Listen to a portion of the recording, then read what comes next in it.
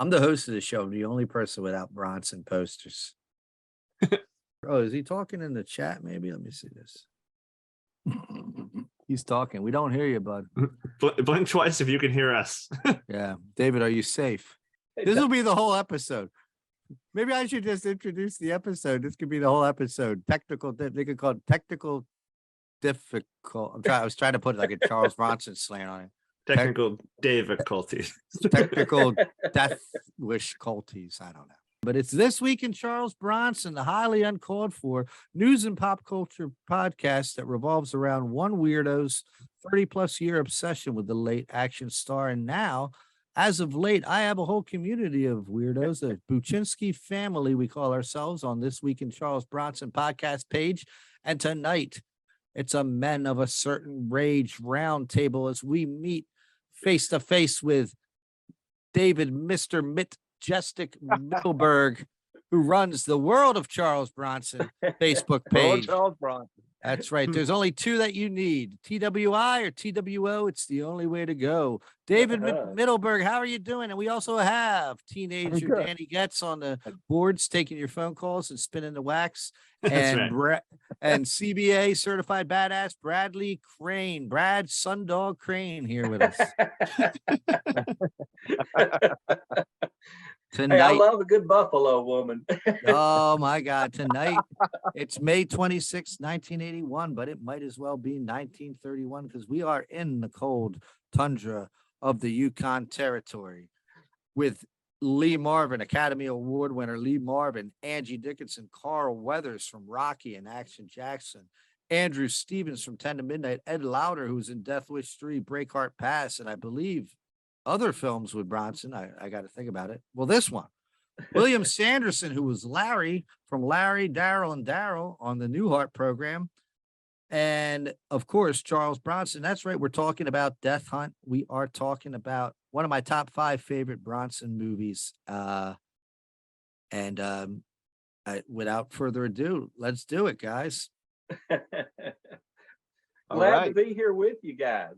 Yeah. Well, it's good to have you here. Too. Show us the Death Wish 3 gun real quick again, and be careful. Don't put your finger on that trigger. I went Doug from sequels only to see. We don't have the characters. We didn't get Alex Winter, but Alex Winter badmouths Charles Bronson on that Canon documentary. We got the gun. That's our new on it. It says Wildy on it. Yeah. And it's got, remember how Bronson kind of twisted? He was showing them you can twist that little thing right there in the movie. He was showing all that. The guy wanted me to take a picture, and he said, because it makes a cool picture, with the way it explodes out of here if you get the slow-mo effect. He said, you will kill yourself if you don't take that picture. But I'm kind of scared of the gun. I ain't gonna lie to you. I'm a Bronson fan, but I'm not necessarily an avid gunman myself, Keep it away from the kids, please. And the wife. She might be, And remember what got enough guns. She's got plenty of arsenal if she wants to kill me anyway. So and remember, Brad, remember what movie that gun's from. Don't get confused and think it's for Jack It Off. No, it's from the movie I've watched more than any other movie. Now I think y'all know from our page that Mr. Majestic and Hard Times have kind of become my favorite Bronson movies. But I'll never watch a movie more, and because I just don't have enough life left to live and time to watch. I'll never be able to watch a movie as much as I've watched Death Wish 3. I can quote every line. I know every detail about the movie, and it's actually quite an honor for me to have a chance to even have a gun like this in my hands. It's really cool. I ain't gonna lie to you. I can't wait to take some pictures. My my top 5 has Majestic and Hard Times in it. I might as well just go ahead and say the other 3 are Cold Sweat, The Mechanic, and this film here, Death Hunt. Death Hunt and Hard Times are in my top 5 because they're 2 that I watched with my dad, and my dad enjoyed. My dad wasn't crazy that, his 13-year-old son was watching things like Death Wish 3 and Kinjite, like they were like, oh my God. But he watched those 2 with me and enjoyed them. And I love this movie immensely. And I'm going to, before we get into it, I don't usually do this early, but I watched an actual episode of Siskel and Ebert earlier today where they They did this film and they did Take This Job and Shove It, which was out the same year, Wow.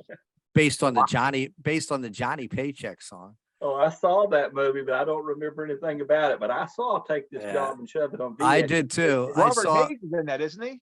Robert Hayes is in it. Yeah. He sure is. He That sure was one is. of my pop-up movies. My pop-up loved them redneck movies. But I remember when But- HBO used to play that when I was a kid. I watched a couple of times. yeah. Yeah. It opens with him flipping somebody off. That's really all I remember is at the very beginning of the movie. He passes somebody and flips them off. That's all I remember about the movie. Now, Siskel and Ebert both said that the Death Hunt was boring and slow paced, and I What? just don't feel that way about the movie. But they both gave Bronson and Lee Marvin. Ebert had a habit of doing that, giving Bronson good reviews for his. He wouldn't say acting, but he would say screen presence or That's something right. like that. That's right. And I did not see this movie as boring at all. I thought that this is a great man's movie. If it was a little slow at times, I feel like a good Western and sometimes a good action needs to like slow down a little bit, like for the psychological aspect of it, which I do believe there was a psychological aspect that isn't really touched upon in the movie, but a lot of people, as we were talking about it in the page a few months ago, because we were supposed to do this before Christmas, a lot of people had their theories about Albert Johnson. So this movie is based on a true story about a man that was considered a lunatic and was hunted down by the Canadian Mounties. The names were not changed of Edgar Millen but Bronson, I actually read a quote. Hold on, were all of the names not changed? Because there's one really great name in this movie. No, what name is that? It was Carl Weathers' name? Sundog. Sundog. No, I think George Washington Lincoln Brown. Lincoln Brown. That's it. George Washington yeah, Lincoln yeah. Brown. well, the main characters, Bronson and Lee Marvin, that were based on real people. And if you ever see the picture of the Mad Trapper, Albert Johnson, he looks like a nut. A lot of the things that happened in this movie really happened. But Bronson, now I read that Bronson thought he thought that the man, he really believed in the character he played. He believed that the original man probably was bothering nobody and was pushed too far. Mhm. So, and I found that interesting that Bronson took that stance. It's almost like maybe he has some issues with authority, maybe, but Right. I thought it was an interesting take on that story. And basically, which is basically a guy's out there trapping. Some people mess with him and he's forced to defend himself. So why don't we just go right into the movie? It opens up with a dog fight. And you see the locals, they're there having a dog fight. They're obviously hill folk. They're a little dirty and a little unkempt. And Bronson comes along and he doesn't want them to keep fighting this dog. The dog's about to die. So Bronson buys the dog from them reluctantly. Ed Lauder being the head antagonist in this part. And I like this scene because it shows right away, you get an idea of how unruly the people in the Yukon Territory are.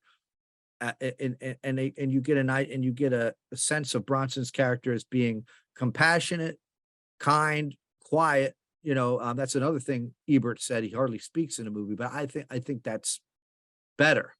I think it's better that he hardly speaks. What do you guys think about that opening scene? Oh, and then when he goes down to pick up the dog, the camera just zooms in on just his eyes, those steely eyes, Right on his eyes. looking those guys over. What did you guys think of that? Go ahead, Oh, I David. loved it. Go ahead.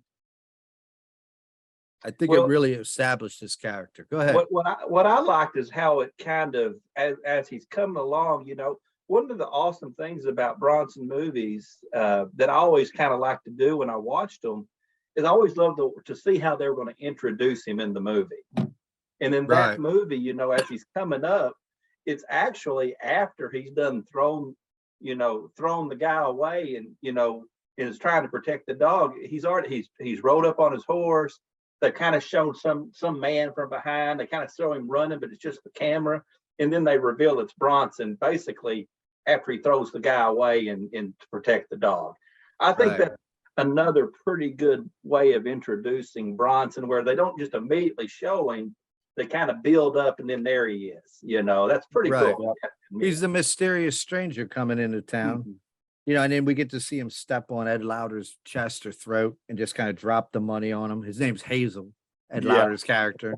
Yeah. And he drops the money on him and he says, I'm buying this dog. So he's compassionate towards animals, and he's also going to pay for the dog. So he's like, he's not going to steal it. So Steal it, right. he's got ethics, Well, you immediately accept when you see it's Bronson, based on everything he's done up to that point. You immediately accept that he's probably on the side of what's going to be right. It's Right. like he's going to be on Right. the side of doing what is correct, what a manly man should do. And what's interesting, it's just, we're talking about a dog. A lot of people, even now, that's just a dog or whatever. But to see something that's just ripping apart another living creature is just not a lot of fun when people are forcing the action. It's one thing when you talk about the greater society and you talk about the greater how nature works and all that with animals and the survival of the fittest and stuff. But when you have human beings just forcing animals to attack each other, I'm kind of on the side of the guy who comes in and breaks that up. I'm Right. on the Yeah, side yeah. of the guy who's wanting to see Exactly. what happens. Right. I think kindness towards animals, it shows a different level of empathy, Mhm. And so not long after that, Andrew Stevens comes strolling into town. He's the clean cut Mountie, and he's looking for Edgar Millen, played by the amazing Lee Marvin. I don't care what anybody says. He plays the same character in every movie, whatever they want to say. He's stone faced like Bronson. He's more a statue than he is an actor. I don't care. I love Lee Marvin. I love me some Lee Marvin. And when we can have Bronson and Marvin together, I absolutely love that. And of course his character is a drunkard, and there's a really great line when Andrew Stevens, actually Lee Marvin has a lot of great lines as Edgar Mullen. He says something to him like, that look on your face could make good whiskey taste like sour piss. Sour pit. Yep. And I also love that he gives Andrew Stevens' character Alvin the well. He gives him those like kind of like cliche tough guy looking over a fancy dressed green novice. He gives him the well. Right. Yeah. Well, they immediately set up the old fashioned versus the new. You got the old fashioned guy who just gets it done with instincts and just kind of experience. And then you got the new guy who, as the movie goes on, you realize he's very talented. He's not just some newbie that, not only he may not have a lot of experience, but he makes up for it in terms of intelligence. And, you see that throughout the movie. At first you wonder, okay, are we talking about just some young guy that doesn't have a clue? They kind of set that up. That might be a possibility. It's interesting how that develops over the course of the movie, with Andrew Stevens showing himself to be very capable as well, even though he's young and technologically savvy and that kind of thing. And they set that up pretty early on it's funny you say that, because I'm looking over at my notes and I have in parentheses, No Country for Old Men. Not comparing this to that movie, but comparing it to that title. It's like, it's kind of the same theme where Edgar Mullen is fading out and the new guy's coming in, and they kind of like sell you on that with him showing up with that two-way radio. Right. Yeah. And of course, The most modern of technologies. Right. And Edgar Mullen's like, I just want to drink whiskey and be rough. Yeah, I'm going to trust my instincts. You can have your machines. He even says it's something that won't work, and Andrew Stevens Exactly, like, yeah, it will work, Right. Some newfangled kids always bringing in something that doesn't work, that kind of comment. But David, how old were you when you got into Charles Bronson? Oh, actually, Death Hunt was the first Charles Bronson film I saw. I was probably, what, 8 or 9? And I watched it in the basement with my dad. And I just remember the scene that sticks out was when Lauder and his men first show up at the cabin, and Charlie starts shooting the guys, and he shoots that one Indian, and you see the top of his head kind of Yeah. come Yeah. out. And Yeah. my dad looks right at me and goes, "Don't tell your mom I let you watch this movie." And that just sticks with me. And that's the first movie I ever saw with him, and I've been a fan ever since. oh my Yeah. God. He scalped him. He Yeah. did. Well, that's Yeah. cool that we've had you on this one for your first time. It was Yeah, your it's a first film. perfect one. Yeah, that's excellent.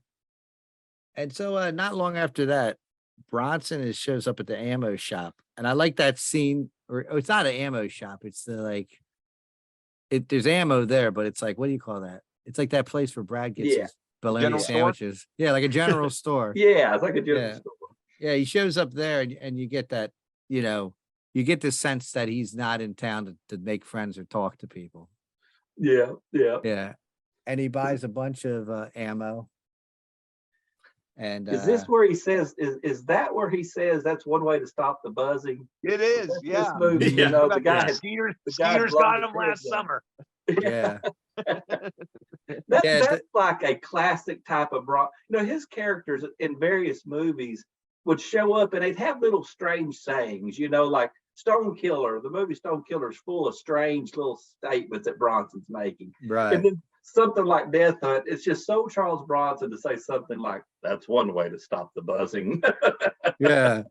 Yeah. It's like, I think the guy mentions Old Curly. He's like, Yeah. you coming That's up here it, looking Curly. for Old Curly? Skeeters got him last summer or whatever. I love that. Yeah, Bronson doesn't talk a lot. He establishes himself as very much a loner. The guy just runs his, talks the entire time he's in there, this, that, the other. Bronson just kind of, every now and then grunts, and that's one way to stop the buzzing. Yeah. He's Great out. line. Great line. Before we go on, do you guys know that the duo that wrote the screenplay? Do you know what else they wrote? Another classic from the 80s. I don't. Mm-mm. They wrote Poltergeist. Oh, really? Oh, no way. Nah. Yes, I love they that did. movie. Yeah, I do Oh. too. Michael Grays and not- I know that. let me find the other guy's name here real Mark quick. Victor. Mark Victor, yeah. They both wrote, I think they both worked on Poltergeist 2 together, which is a pretty good part 2. Part 2s are usually pretty bad. And I like Poltergeist 2. I was a kid, so I thought I think I liked them all as bad as they got as time went on. Yeah. Oh, they yeah. wrote Cool World too, which is The cartoon thing, or that weird Where Brad cartoon Pitt was in it? crossover. Yeah, the Yeah. Brad Pitt. Yeah. Well, now that's interesting. That is That- interesting. yeah, they must have been like there's a lot of those hired guns out there Mhm. that are just like they're just people. The movie companies call them up and they're just like, hey, a western where there's a mad trapper, and they're like, all right, give us a couple weeks. You know what I mean? They might just be those type of guys. Right. And that's why Polter- Bronson says nothing in the movie. It's way easier to write it that way. Right. But Poltergeist is such a good movie. Oh, that's a great movie. Now, after this scene, I think they're pretty much giving you the idea of how stoic and quiet Bronson's character is, and they're setting up that he's getting a lot of ammo. So what he's preparing for, we don't know. It's still a mystery. He might be preparing because he has a sense that those guys are going to come after him. Right. I think his character was supposed to be pretty smart like that. As the original Mad Trapper, who they are not 100% sure who he was, but they think he was like this college educated, kind of like a little mentally unstable dude that just wanted to be left alone, but was super Right. smart. But after that, we meet Carl Weathers, aka Sundog, with a great card playing scene. I love a good card playing scene amongst drunks. Yeah. And that's where Edgar Millen before Edgar Millen lovingly refers to Sundog as "you black bastard." Alvin's pushing the idea of law and order and doing what's right and going after Bronson, and Lee Marvin just wants to drink whiskey. As Lee Marvin often wants to do in movies, and from what I hear, often wanted to do in real life. Tell stories and drink. Yeah. Oh, I remember the day I read that he had passed away. I remember, that was back in I guess in the kind of just past the mid '80s, and He only I made one remember more being movie pretty after this. upset. He only made one more movie after this, I believe. And that's another thing I wanted to mention. So this movie, for all intents and purposes, should have been a twilight year, like in the twilight of both of these men's career, Lee Marvin and Charles Bronson.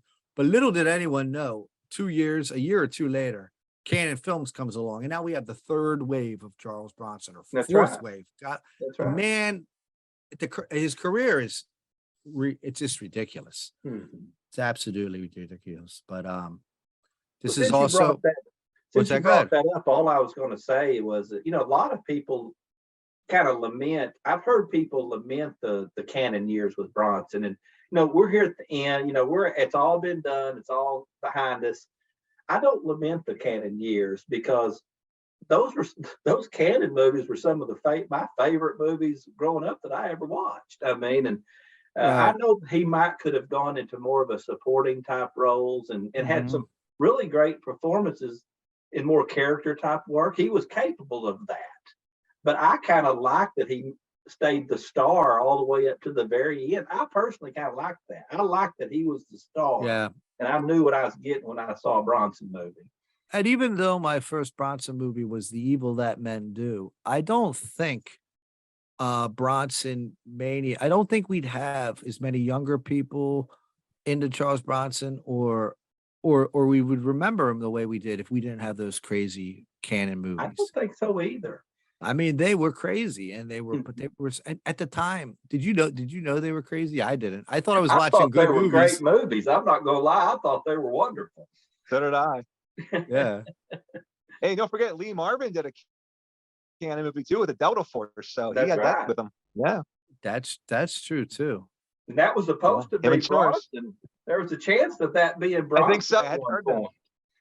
I think Yeah. Bronson had an ego where he didn't want to be second fiddle to Norris. I think him and Lee Marvin were friends. There's a really great interview of them supporting this movie. I put it on our website a few times. They look like they're dating. Charles Bronson is sitting back because Just kinda sitting up he's there. playing with like a string or something. And Lee Marvin is so tall and big that he's in the front of the couch and he's doing all the talking. He keeps looking back at Bronson like, isn't that right? Right? We did that, right? Throwing it back Remember to him. Yeah. It looks like they were dating each other, but they look so comfortable together. It's like, Stacy, you have something to say? They went out to dinner. The lady will have the filet mignon. Yeah, I will. She'll have the scallops, and I'll have the steak. I want to tell a great story about Lee Marvin, and I hope it's Lee Marvin. I'll look this up tomorrow and find out it was somebody else, but I think it was Lee Marvin. It's a great story, whoever it was. They were offered the part, I believe of in Jaws. Oh my God, what's wrong with me right now? Quint, yeah. Yeah, Robert And- Shaw. And they said, "Are you kidding me? I just came back from fishing." Like, in other words, like they chose their role by where they just were, and it was like turned down like I'm a pretty movie. sure you're correct. I'm pretty sure that is Lee Marvin. Well, that's like the it was Michael Lee Caine Marvin. It was Lee Marvin. Jaws 4, where he was like, "No, I haven't seen Jaws 4. I know it's bad. I have seen The House It Bought Me, though." Yes, Yeah. that's a class. I love White Michael line. Caine. One of the greatest actors of all time, Michael Caine, and he didn't care. He just did whatever. Yeah. Oh, yeah. But I don't think Bronson. One of the things I like about Bronson's career choices, Bronson never hid the fact he wasn't necessarily in it for the art. Bronson was in it more for the money. I mean, that's just be honest. He said that. He never He hid that. compared himself to a cake of soap, and so I like that he tried to choose movies that he thought his fans wanted to watch. I mean, that's kind of what he chose his movies based on, and I like. Right. There's a great Leonard Nimoy story where I guess Leonard Nimoy must have been friends with Jill Ireland or something, and he was invited over to the house, and she said Charlie didn't talk the whole dinner. And he said he was talking about this stage production he was doing and some theater work he did. And Charlie walked him to the door, didn't say a word to him the whole dinner, walks him to the door. And as he's walking to his car, he goes, Leonard, you really like that theater shit?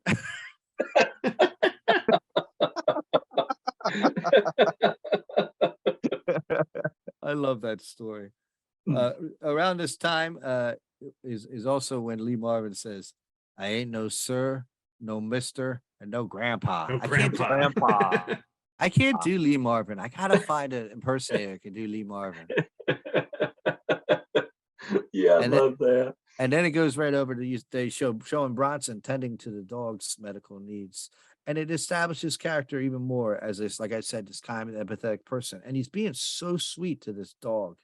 And I feel like the effort that you usually see put into a Bronson movie to show the evil, the villain as evil, I feel like they put that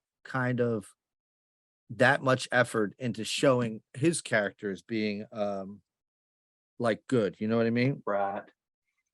That's one of my favorite scenes of the movie. When he blends down with that little piece of meat and he goes, at least you can come and get it yourself for me to go out. I love that scene.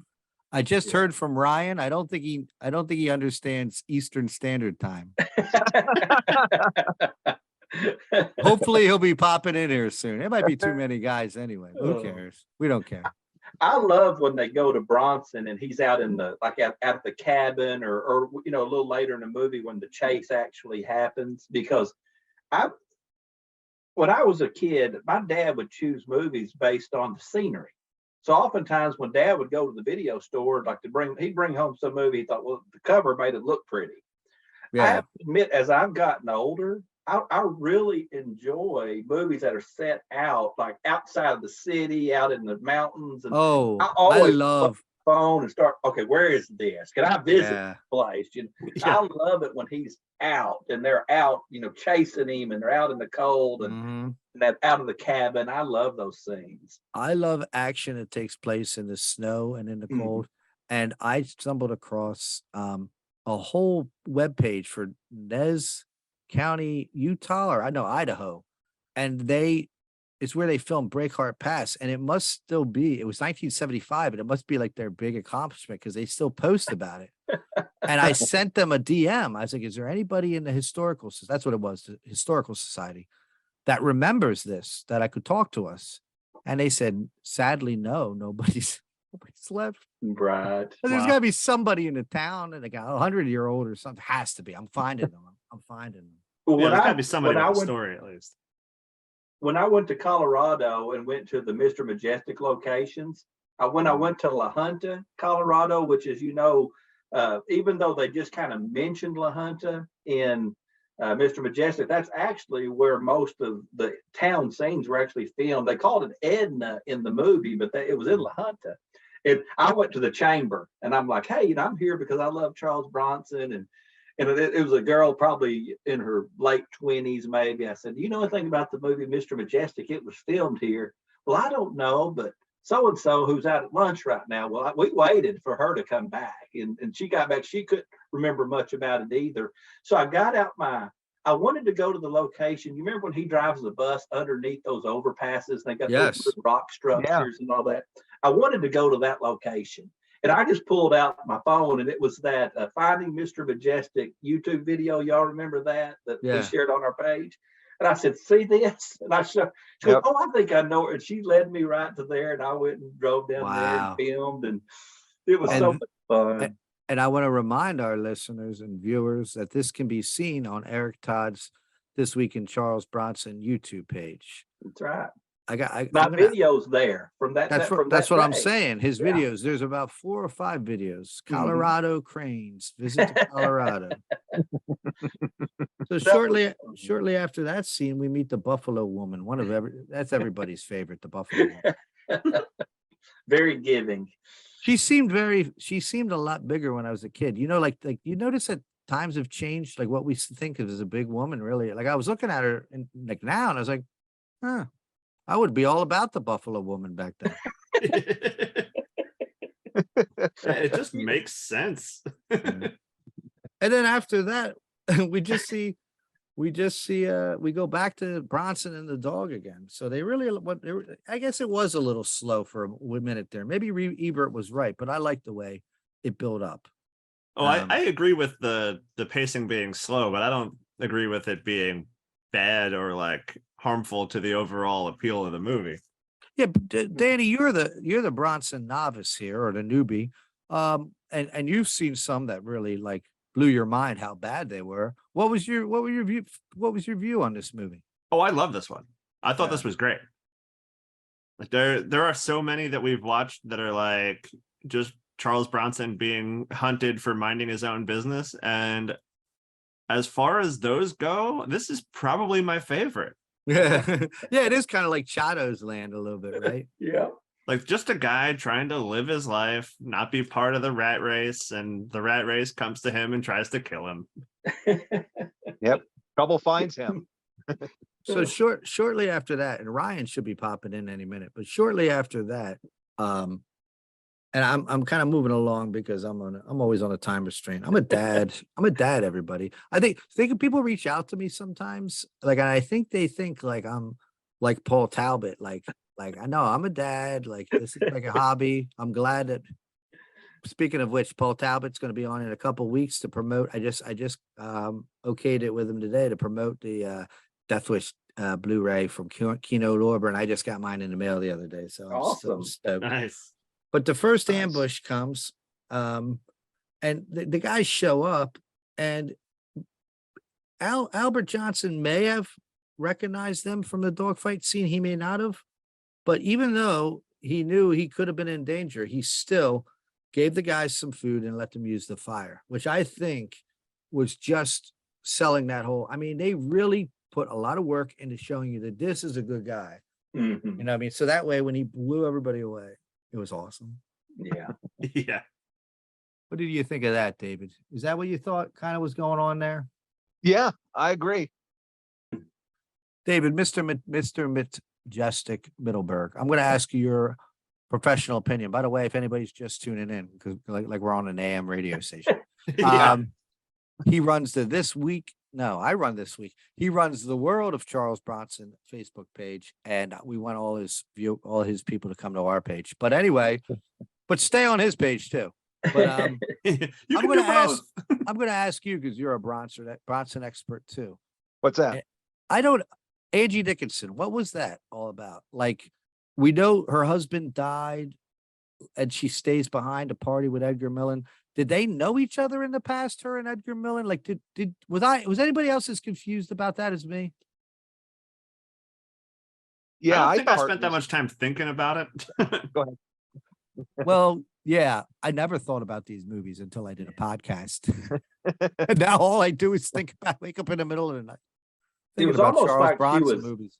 It was almost like she was kind of almost like settling up his estate or something, and just kind of knew them because of their position of leadership in the town and stuff. Is kind of what it seemed like. He had just passed away recently. It's almost like she was just she'd come along to almost just see what his life was all about and what he had been up to. So she figured while she was there, she might as well get a batch thrown in her from Lee Marvin.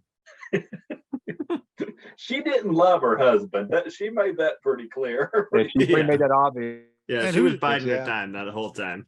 And who's sexier than a drunk Lee Marvin, huh? Angie Dickinson, what was interesting about her, if you remember, right around that same time, I believe she had just done that movie Dress to Kill.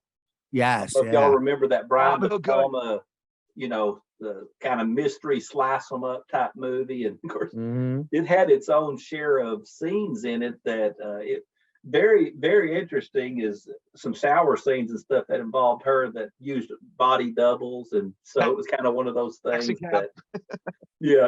And so it was interesting because she had just done a really interesting role.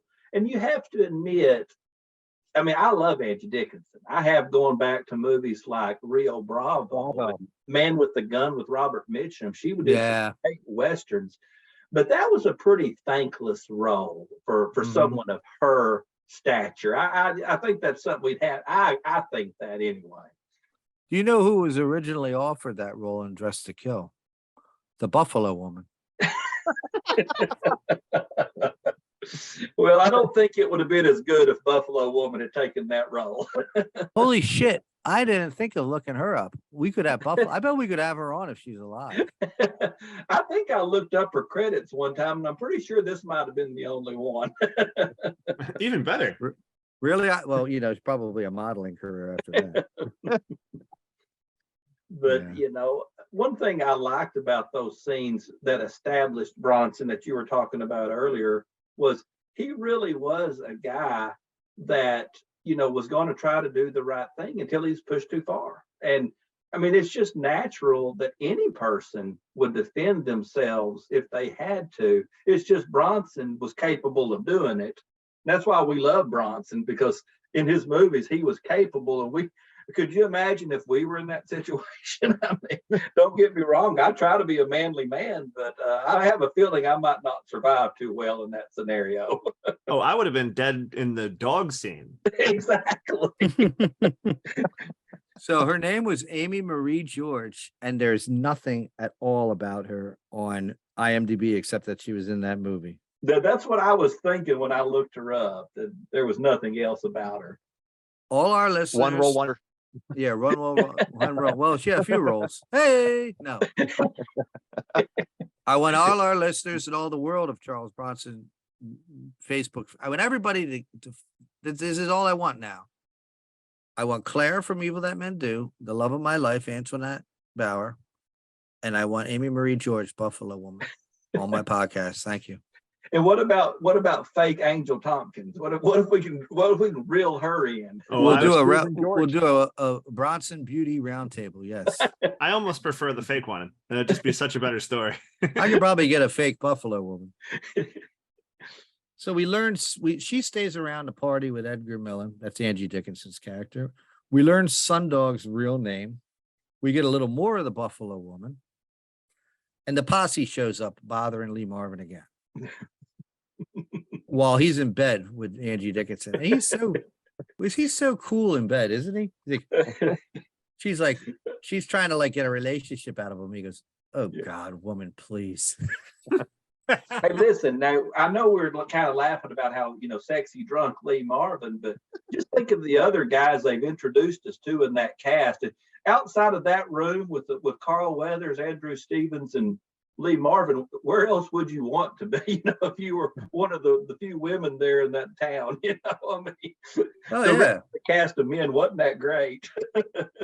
No, and as the movie does allude to a couple of times, I think some of the men might have chose to go away with other men. So that's right. I might have ended up with Lee Marvin. I might have came into town with one of them rainbow flags and been like, "Where's Lee Marvin at?" That's for the story. I don't know why I'd have to have the flag with me. That made no sense. That made absolutely no sense.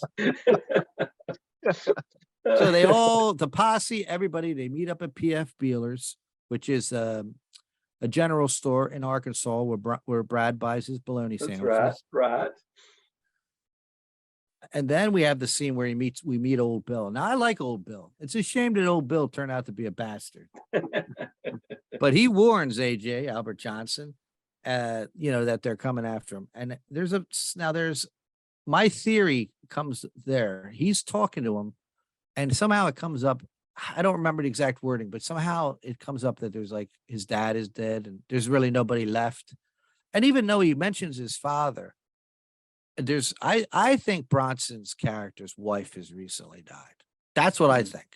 I don't know why that's my theory. Well, I do know why that's my theory, because of later on, there's something that happens later on. And I'll save that for that. And then, but I don't know. That's what I feel. I feel like he was a man who had nothing left, thought, what the hell, I'll go trapping or hang out in the snow. Nobody will bother me out there. I'm just going to be cold for a while. Yeah, Now, it's gonna be cold for a while. is this the scene where Bronson, like you said, they're out in the woods or whatever, out in the snow, and Bronson comes up on this guy? Is that what you're talking about? That Yes. scene? Mhm. Yeah, the Yeah. guy knew. You'd notice how Bronson comes up on him. Yeah. You know, Mhm. you don't really know that until you go back in second viewings and kind of know what happens at the end. Right. Bronson never turns his back on that man. Well, he does say later in the film, my Mhm. father told me never to That's trust right. you. So he warns Albert Johnson. Albert Johnson goes back to the cabin and starts to prepare, and he digs out the floor of the cabin. I fucking love that. That's He digs out the floor. Awesome. That scene. Oh, that's so And of course, awesome. that leads us to ambush number 2. Millen wants to talk to Bronson again. Millen, let's get this over with. Let me get back to my whiskey. And these assholes have to fire a gun. And so, of course, Bronson blows a couple people's scalps off. And then they decide, all right, we're going to shoot the place. And so they do. But Bronson's down in that ditch. Oh my gosh. What about him singing? I mean, David, what do you think about his singing performance in that? I love that scene. That's probably my favorite scene of the whole movie. That was the other thing that I was going to bring up. That was the That's what reason I you were thought gonna his, talk about. that's why I think his wife died. He's singing my darling Clementine, which a lot of people know it from a child. And as a child, they don't teach you the lyrics, you are dead and gone forever. But it's about a girl who dies, you know, and he's very forlorn. Is that a word? Yeah. Anyway, Yeah, he's there's very the word. forlorn and sad. And I really thought I really felt for his character there. Yeah. And he sang it loud enough that they could hear it. Like he didn't care that they heard it. And I kind of have the theory that he's that's his way of kind of connecting with them to a certain extent. I'll be honest with you, I've never thought about it from the standpoint of what you just said. I've always thought about here he is alone, they're out there, and he connects with them because they're out there. Aren't they? Isn't somebody playing like the harmonica? The song of the yeah, harmonica? he was playing. No, wasn't he playing one of them little squeeze box Yeah, oh things? yeah, maybe yeah. So there's Yeah. an instrument that's playing the song, and he joins in with that. I found that very interesting. It was like he was trying to connect to the outside world a little bit there. Of course, we know what they're planning, but Right. But old Charlie Right after goes, that part, after they finish playing the music and you hear the guy go, "I'll be damned," when they hear him singing. I just thought that was Right. a great part. yeah. right. And I love that. before he sings, or is it after? No, before he sings, I believe old Charlie runs up to say, "I'm going to get his scalp," and that's when we get the scene. Welcome, and he blows him away Welcome. from down in the ditch. Yes. And then yes. they try to blow up the cabin, which Mhm. this is one of the things that evidently really did happen with the original Mad Trapper. They blew him up and he lived. And I had to show that scene to my son, how he comes Oh. popping up on top of the burning and he just starts shooting it. With the shotgun. Oh, that's classic. Yeah. That Well, is that's so classic Bronson right there. That's Bronson's best moment in terms of action. We're talking about slow-mo shotgun blast. I mean, it's like, oh yeah, that's when I was younger, that was the scene that I couldn't wait to get to, is where he comes out of there and just starts shotgun blasting, you know. Love that scene. Then we say goodbye to Angie Dickinson. And it was kind of a thankless scene for her. Yeah, I think so. And then we get, we see that he's put his snowshoes on backwards. He's playing tricks on him. He's very smart. Then there's that campfire scene where Hazel, I think does Hazel kiss he kisses the guy that was on a popular BBC show. Oh shit, I got this written down. So he Hold on. kisses Andrew Stevens. It's Andrew Stevens he kissed. Oh, he kisses Andrew Stevens. Yeah. Yeah, that he was kisses nice. Andrew. Yeah. Andrew no, Stevens, yeah. Andrew Stevens is pretty. I mean, I gotta say, you're stuck out in that woods. It's Buffalo Woman, Angie Dickinson, and then Andrew Stevens, probably. Well, he learned pretty quick that Andrew Stevens might have been a young, pretty boy, but he wasn't somebody to be trifled with. Well, He people learned weren't real gay quick. back then, so that's what these movies want you to believe. Of course they were. They will. Yes. Okay. That was a joke, everybody. I'm trying to kind of blow through some of this. Now then that pilot shows up. Yeah. And that dickhole. And I knew as soon as he showed up, I said, someone's going to say Flyboy. Someone's going to call him Flyboy. And it's going to be Lee Marvin. Because some Hey, old can we grizzled. back up 1 second? Sure. Did I miss something? No, just the one part where you were talking about how Andrew Stevens punches out Ed Lauder after he lays a lip lock on him. I just remember Lee Marvin's part. Well, look who just got uncivil. Oh, that's I love right. that one.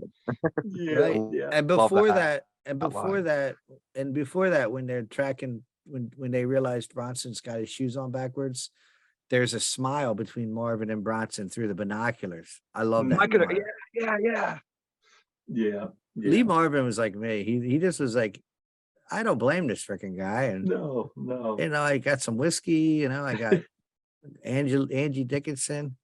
But anyway, I like how he held them off. At first, a couple of those folks there, maybe Carl, whoever was there at the campfire, was going to try to see about breaking up that fight. Remember, Mhm. Lee Marvin kind of like, no, give him a second. Yeah. He let him beat the crap out of him before he let him stop the fight. I like that. Now. Mhm. I was in a bar once when I was like 22, 23, when two guys went at it in the bathroom and people were about to stop it. And the owner of the bar was like, let him go. It was this rough biker bar. And when they came out of the bar, there was blood everywhere in the bathroom. And then they both sat down and he was like, all right, now buy each other a beer or whatever. You And I got learned- that out of your system. Buy each other beer. But that's how it works with guys. You know what I mean? Yeah. Not if you kiss them, probably. Shake hands, be friends. But after we see the pilot, I didn't like that dickhead from the beginning. We Yeah, he was realized dead. that old Bill's the mad trapper, the real mad trapper. And now the chase is really on. We got sleds, we got dogs, we got planes. Sadly, we have the death of Sundog, where yeah. where Lee Marvin once again lovingly says, "You black bastard." I can't do Lee Marvin. Somebody, can anybody do Lee Marvin? He's got such a distinct voice. I can't do it. I can't do It's it. When you manly, sound but like it's a this, little you high. can't do anybody. Only No, Lee no. Marvin can do Lee Marvin. You black this is a very offensive episode. I my apologies to any of our African American listeners, but this Hey, is what they these loved each other tremendously. And I'm not saying it's okay to say that stuff, but I'm saying we know from having watched the movie how much he loved that, loved. right. Oh yeah, and how great is Carl Weathers, by the Oh, way? gosh, I've been watching the Rocky movies again recently, and Mhm. I just love Carl Weathers. I mean, I watched Action Jackson not too long ago. Action Jackson. Yep.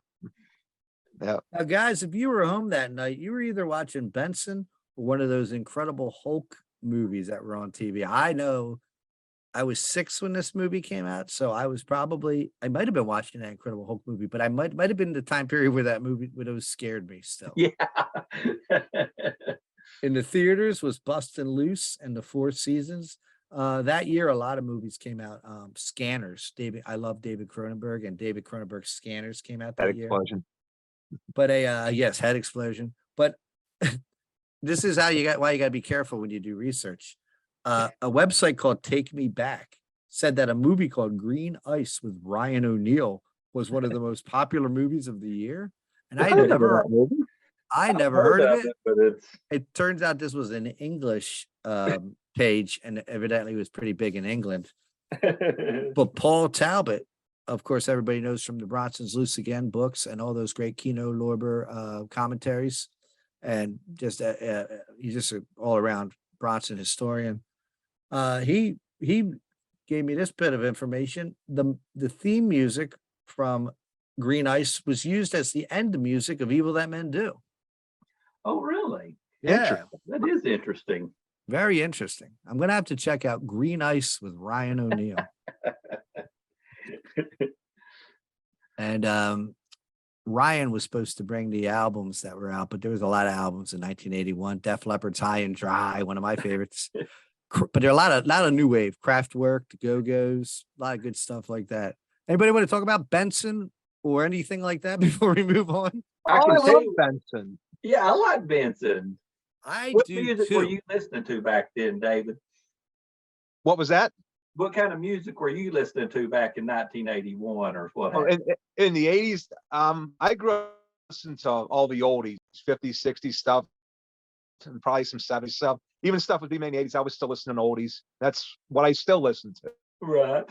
I was big. Yeah. I was big on oldies growing up too because of my parents, and I'm a huge Jerry Lee Lewis, Carl Perkins, Elvis, Little Richard, Chuck Berry, Gene Vincent. I went through a rockabilly phase when I had a lot of hair. I'll tell you what we were listening to at my house. You remember country super group Alabama? Yes, Alabama. you didn't have to That tell was me like, that. like that was like Alabama was really emerging as like the group of the, you know, whatever in country, and they had some of their biggest albums were coming out about that time. And so I remember as a kid driving down the road, because we had a little Dodge Love pickup, and all five of us, dad, mom, my brother and sister, we all fit in the cab of that thing. And man, I remember jamming some Alabama, like mountain music and stuff like that, driving down the road. So that's what I I've love been the song listening to back then. Take Me Down Tonight. That's right. Take me I down. love that All song. those. I remember all that stuff because my grandparents and my aunts and uncles were into it. And it's funny because I didn't find out that my grandparents were from Philadelphia till I was like in my 20s. I was like, I thought they were from they were such rednecks. Oh man, Alabama. Well, also at the same time, that stuff was real big on on those like variety shows and stuff. You would see Crystal Gale. You Oh, would yeah. see, I love the Oak Ridge Boys, Elvira. Oh yeah, I love Elvira. those boys. Yeah, I love all that stuff too. I'm just a big music fan. I mean, I guess if you had to pin something on me, I guess it's hard rock, metal, and punk, but not really. It really depends on the mood I'm in. I'm a big Beach Boys fan, Jan and Dean, blues. This freaking is the folk. 40th year anniversary of Elvira. It came out in '83. So this is the 40th anniversary of the song Elvira. Wow. I don't know if you knew that or not. I don't know how that plays into Death Hunt, but I didn't know that, but that was one of my favorite. But before I established myself as like a rock and roll guy, that the Village People, Star Wars 45s, like the Yeah. canteen, like that's what I listened to. exactly. Oh, and of course, you know who. Of course, now I'm getting a little ahead of Death Hunt, but of course, who didn't listen to Michael Jackson back in the early big, 80s? big into Michael Jackson, and I still think he was the best, probably the greatest performer of all times. Amazing. Him, maybe Sammy Davis, maybe Prince, Mhm. Elvis at a moment, Jerry Lee at a moment in time. But I Yeah. mean, I think Michael Jackson, I don't know, he took it to a different level. But then he got a little strange there. But anyway, so the plane gets shot down. Basically, I think Bronson kills Old Bill. Is that correct? And Well, not no, they kill Old Bill. That's Lee right. Marvin shoots him. Yes, Yeah. and his face gets blown off. Exactly. So they just Bronson sets him up, though. Bronson does Mhm. set him up. Yes, he sets him up by putting his clothes on him, Yeah. and then switching clothes with him. That old gag. And Lee Marvin knows it's not Bronson, but he says, "As far as I'm concerned, this is Albert Johnson." This is where it ends. And Bronson didn't goes over move the hill into like another Johnson. cold town. What's that? When he said he didn't move like Johnson. Right. I remember that line. That's right. But then, He had a little bouncy step I never really saw Bronson do. and then we No. return to that No Country for Old Men theme, where like he just gives him he says, now you're in charge. He gives his binoculars, everything over to Alvin, Andrew Stevens' character, and Lee Marvin says, Edgar Mullen says, now you're in charge, and that's, That's right.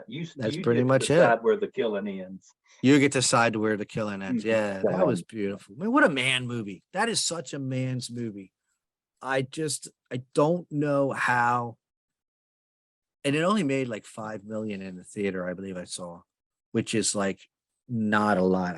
I must have read that wrong. Maybe that was just the first weekend.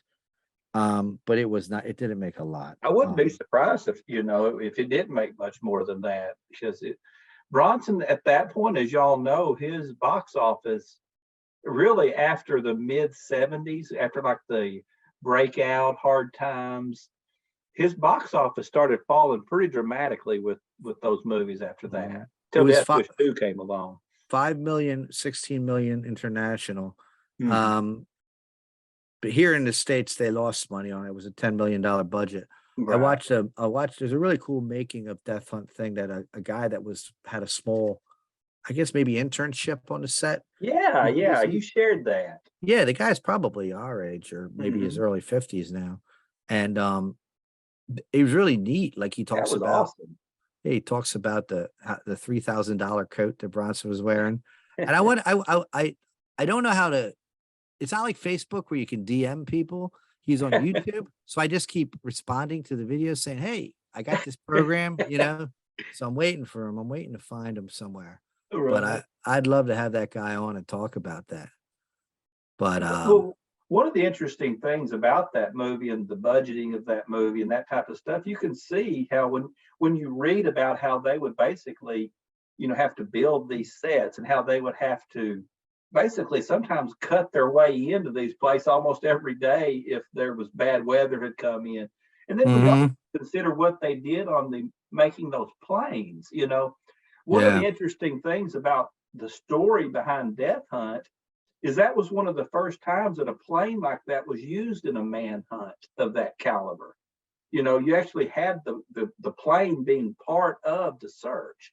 And that wasn't something that happened back in those days. That was new, which is one of the things that made the story of finding Albert Johnson unique, is that was some of the first time that planes had been used in searching for criminals like that or what have you, manhunt. So that was interesting, I thought.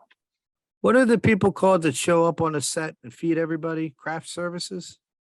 Yeah, caterers and that kind of Yeah. thing. I heard a million of the $10 million budget was to Buffalo Woman's Craft Services. And another thing about that movie is, we hated the guy. They set him up to be a piece of crap, a cocky, arrogant sucker. But that's one thing when I've done my own research about the real story behind Death Hunt, is that character kind of got shortchanged as far as what he really was in real life. They kind of set him up as this arrogant jerk, but from what I've read historically, there was really no basis for any of that kind of thing when it comes to the real story of Albert Johnson. We should get together again, and maybe I could find somebody. I believe somebody just put a book out. There's a few books about him. Someone just put one out not that long ago, like 2000s or something. Maybe we should do another episode where we just talk about the true story of Death Hunt. That would be fun.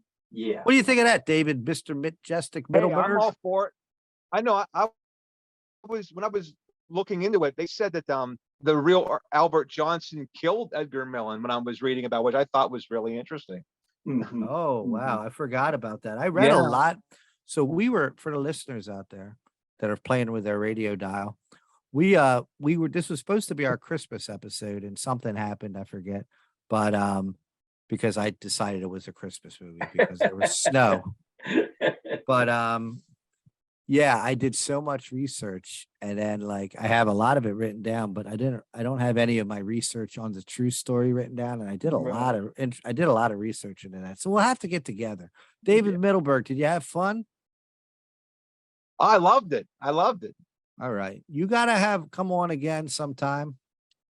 Anytime. Certified Badass Brad Crane will definitely be back. And Ryan Voss, the Vossinger, was supposed to be here tonight. And he had some technical difficulties, so he'll be here again. Paul Talbot's coming up in a few weeks, the Bronson historian from Bronson's Loose and Bronson's Loose Again. Check him out on Facebook. Buy all those Kino Lorber Blu-rays that he does commentary for. Online critic Robert Baum, he's going to be on with us soon. And I've been talking to stuntman, stunt rock icon Christian Mays from Belgium. He's supposed to come on a couple of authors. So Awesome. we're swamped with a lot of things right now, but we're going to have some real interesting things. But before we go, this is This Week in Charles Bronson, hashtag TWICB, and we've got the gun. There it Let me is. show off this gun for just That's a right. second here. You knew what I was going to say. We've got this gun. We've got the Wildy. gun.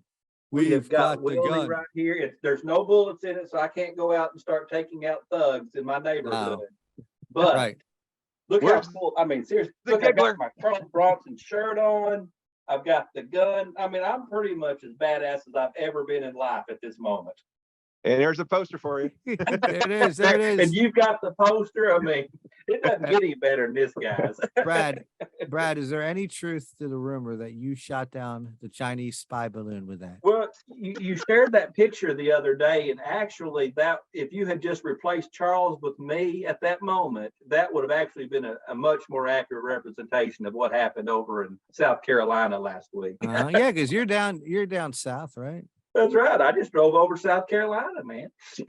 Oh man, I could do a whole episode on that balloon. That was I don't know. Like I'm not a conspiracy theorist, but I'm one of them guys that thinks like, I don't like that didn't look like a high tech thing. High tech redneck. Right. It looked like something like a high school kid put together or something. But we just had Jan Gann Boyd on here. We were talking about Stop Asian Hate, and then those horrible shootings took place in California. Yeah. And then this balloon comes over, and now everybody's going to be hating on the poor Chinese again when they got I mean, the poor citizens of China and the Asian Americans got nothing to do with that balloon. Exactly. Not a thing. So you didn't mean anything by it when you shot it down, correct? And I was just having fun with it. I didn't think I could actually bring it down. But this gun is powerful. Yeah. Well, it's like a elephant. What does he say in Death Wish 3? It's a shorter version. It's a smaller version of the African big game cartridge is what they use right here. Makes the real I can twist the knob just like Charlie did. I hope I'm not tearing it up for the guy. He'll be like, okay, you've got it messed up. I can never use it again. Danny, I need a sound bite, Danny, of Brad saying, I can twist the knob. We can just we'll turn this into like a Howard Stern type show. David Middleberg, Mr. Majestic of the world of Charles Bronson. You got anything you want to say before we go? Hey, I just want to say, I love the nicknames that you gave us, the Majestic, the Bradass, the Fossinger Death. I have one for you. Okay. Todd to midnight. Oh, What do you think? I love it. I love it. Thank you. That's great. I never thought of that one. Thank you. Oh, and You're you want to know, and before we go, I'm just full of shit tonight. Ain't I? Somehow, I don't know how I'm going to fucking do this with Paul Talbot coming on and all that, but I want to do, I believe it's going to be the 40th anniversary of 10 to Midnight coming up. That's right. And I want to bring Dennis Highland back on. He was on the other one that we did, and he because he has theories about 10 to Midnight that he didn't get to touch on. I love people's theory. I love theories because that brings us into the Bronson multiverse. It gets to be like the Spider-Man multiverse. We have the Bronson verse. Like, give me your different theories so I can watch the movie again in a total different light. You know what I mean? Somehow we need to get Gene Davis to join us. I mean, is there any way we can get? I have emailed a couple of alleged agents of his agencies, and I've emailed Andrew Stevens. So we'll see what happens, but we're gonna get somebody from the movie on. Oh gosh, it would be awesome to get somebody from that movie. I mean, Yeah. that's Stacy's movie. I mean, Stacy, she didn't know who Bronson was when I met her, but we got to talking. She's like, "Oh, that's the guy from 10 to Midnight that she used to watch on HBO all the time when she was a kid." We'll have to have her on, and I'm gonna have to ask Paul Talbot. Like, he has a picture of himself with "It's jacking off" thing. I've seen Now, that. I don't know if he owns it or what, but we're gonna find who has that. We're gonna have it on. It's gonna be a special guest. It could get crazy. It could get crazy, people. I might have to give Danny a raise because I might need him to because he does animation. I can get him to animate the jacket, and we'll talk to it. Exactly, we got to. All right, you've been listening to This Week in Charles Bronson. My guests have been Brad, the badass, certified badass, #1 dadass, Crane from good old Arkansas, and I got David, Mr. Majestic, the Middleberg from the world of Charles Bronson, and we are united tonight, and we have Wildy with us too. We've got the gun. That's our new slogan. We've got the gun. You're never Some giving that people back. have the beef or the meat. We've got the gun. Yeah. All right, guys. Thank you. Thank you, guys. Enjoyed it. Good night. Y'all have a good night. Yeah, good night. Thank you so much, guys. I really appreciate it.